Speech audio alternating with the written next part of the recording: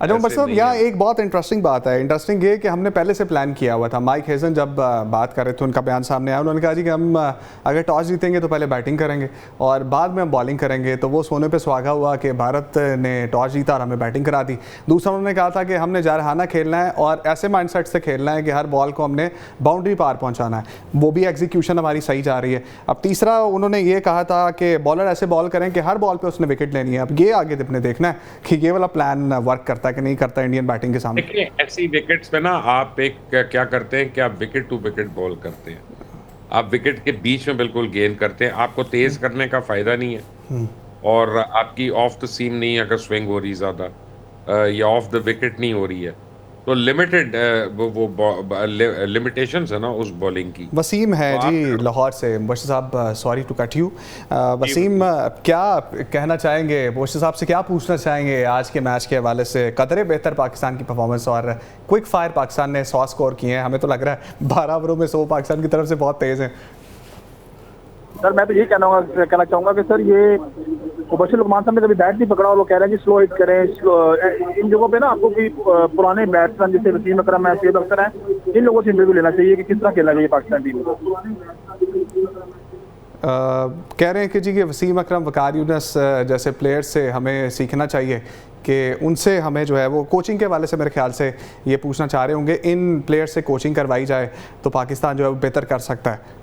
मुबशिर साहब देखिए, बिल्कुल सही है। बात यह है कि नॉर्मली हमने ये देखा है कि जब आप ऐसे प्लेयर को अगर आप किसी वसीम अकरम तो ठीक है इन दिस केस, लेकिन जब आप ऐसे प्लेयर को कोच लेके आते हैं ना जिसने चंद साल पहले इस टीम में किसी भी टीम में खेला होता है तो और वो पर्सनली जानते हैं एक लड़कों को, तो उसमें प्रॉब्लम्स भी हो जाती हैं क्योंकि हर एक अपने अपने करियर में किसी के साथ लग रही होती है, किसी के साथ बन रही होती है। बिल्कुल।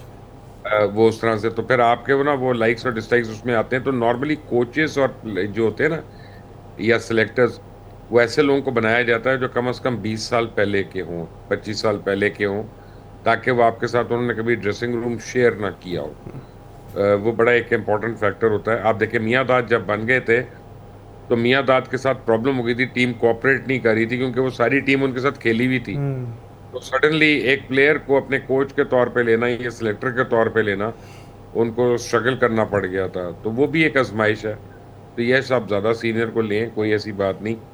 लेकिन अब गेम डायनामिक हो गई है। जी 20 ओवर्स की जो गेम है, इसमें आप जो है ना any 2 overs can make all the difference. कोई भी अच्छे या बुरे 2 ओवर जो हैं बॉलिंग साइड के और 2 ओवर बैटिंग साइड के, वो पूरे मैच का पासा पलटेंगे क्योंकि उसमें मार्जिन नहीं है फिर रिकवरी का। जी अगर 20 ओवर का मैच है और 2 ओवर आपने बुरे खेल लिए तो आप देखें आपका 10% ऑफ द मैच तो गया वहां पे, बिल्कुल। बल्कि 20% ऑफ द मैच गया। बिल्कुल तो ठीक वो है। Very large segment of the match. और इस तरह अगर 2 ओवर आपने बॉलिंग में गलत कर दिए तो अगेन देन बहुत इशू है। ठीक है जी। और so the news from the centre is 104 Pakistan के रन आउट हैं और करंट रन रेट हमारा 8.55 है। हुसैन तलत आउट हो गए हैं और अभी मोहम्मद नवाज़ को इंटरेस्टिंगली भेज दिया है और सलमान अली आगा ख़ुद फेस नहीं कर रहे हैं, ना ही हारिस को भेजा है जो कि स्लॉगर हैं, छक्के छुक्के लगा सकते हैं। और उसके साथ साथ शाहीन शाह अफरीदी भी, चलें वो तो नीचे आएंगे। फ़हीम अशरफ को भेज देना चाहिए था, वो भी नहीं भेजा। मुबशिर साहब, किस तरह से लग रहा है ये बैटिंग ऑर्डर जो कि आज हमने पूरा ही शफल कर दिया है इस मैच के हवाले से? ठीक है, अब देखिए उन्होंने एक्सपेरिमेंट कर रहे हैं तो उनके इस एक्सपेरिमेंट को चेकआउट करते हैं। लेकिन मेरा ख्याल में कप्तान को खुद आना चाहिए था।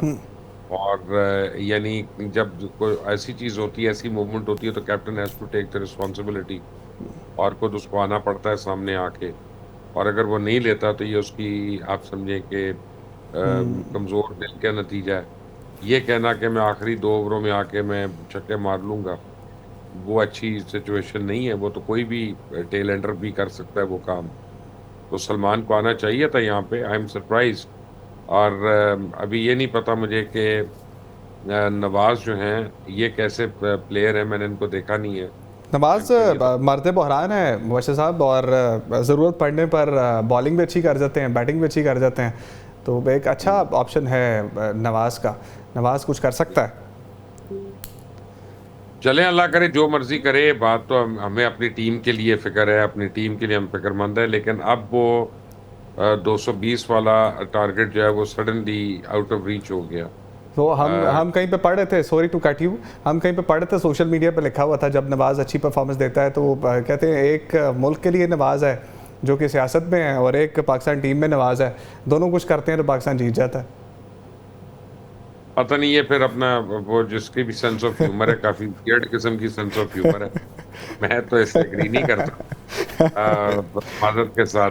अच्छा, सलमान अली आगा की हम बात कर रहे थे। बाबर, ये मैं आपसे ज़रूर पूछना चाहूँगा, एक तरफ हमने जब कहा कि अग्रेसिव बैट्समैन होना चाहिए और उसका स्ट्राइक रेट अच्छा होना चाहिए, तो बाबर जिसका जो है वो इस वक्त T20 की हिस्ट्री के अंदर सबसे ज़्यादा स्कोर रोहित शर्मा के हैं, टॉप लीडिंग रन स्कोरर, और सिर्फ 6 रन नीचे है बाबर का स्ट्राइक रेट है 130, और आपके साइम अयूब जो कि स्लॉगिंग करते हैं उनका स्ट्राइक रेट है 135 का। जबकि हमारे जो T20 के कप्तान हैं जिन्होंने 28 मैचेस में सिर्फ 512 रन बनाए हैं, उनका स्ट्राइक रेट सिर्फ 111 का है। तो ये कंपैरिजन किस तरह से देखते हैं आप बाबर आजम का, जिसका स्ट्राइक रेट कतरे बहुत बेहतर है? और बाबर आजम का इतना बेहतर नहीं है। बाबर आजम असल में बहुत दफा नॉट आउट गए हैं, तो वो उस वजह से उनका बेहतर हो जाता है। लेकिन माजरत के साथ लोगों को अजीब लगेगा इस वक्त, लेकिन बाबर आजम ने विनिंग इनिंग तो नहीं खेली ना पिछले 3 साल में पाकिस्तान के लिए। वो अपने लिए स्कोर कर लेते हैं, टीम के लिए स्कोर करना एक अलग बात है। स्कोर तो वो होता है जो आप टीम के लिए करते हैं और टीम को जिताते हैं। जैसे इंजमाम जो थे वो मैच विनर थे, मिसबाह जो थे मैच विनर थे, यूनुस खान मैच विनर थे। ठीक है ना, आप हो सकता है यूनुस की और मिसबाह की जब आप बस साहब ज़्यादा फरहान आउट हो गए, 58 रन पे आउट हो गए हम। अब देखें 58 पे ये रुके हुए थे काफी देर से, शॉट नहीं लग रही बढ़ नहीं रहते हैं ये 45 गेंदे भी हो गई इनकी। 128 का इनका स्ट्राइक रेट, लेकिन 144 पे था जब लास्ट टाइम आपने इनका नाम लिया था, और अब 128 के स्ट्राइक रेट पे गए हैं। अच्छा, अब ये मूव कैसे देख रहे हैं आप कि आउट हुआ है और पीछे 6 ओवर रह गए हैं, हमें कोई स्लॉगर भेजना चाहिए था, हमने अब आगा सलमान खुद आ गए। अब आना ही है ना कभी तो आना है ना, उन्होंने ड्रेसिंग रूम में तो नहीं बैठे रहना ना, उन्होंने अपने आप को जस्टिफाई करना है। अल्लाह करे कि वो इनिंग्स ना बनाने पे लग जाएं, अब वो मारने पे लगे और उनको इसकी फिक्र ना हो कि क्या होता है क्या नहीं होता। लेकिन यह है कि देखते हैं आगे कैसा चलता है। अब इसका मतलब है आपके टेल एंडर्स की बारी आने वाली है इसके बाद। और अच्छा, हैंडशेक कंट्रोवर्सी पे मुझसे साहब बहुत बात हुई, और जहां पर उस पर अभी टाइम ख़त्म होने लगा अनफॉर्चुनेटली, और अब आखिरी पेशन गोई बता दीजिए कि आज का मैच आपको क्या लग रहा है इस हवाले से कि कौन जीतेगा? 200 उतना नज़र नहीं आ रहा है। देखिए, मैं बड़ा बायस पाकिस्तानी हूँ, मैं पाकिस्तान के खिलाफ कभी पेशन गोई करूंगा ही नहीं कि खुदा न खास्ता पूरी ना हो जाए।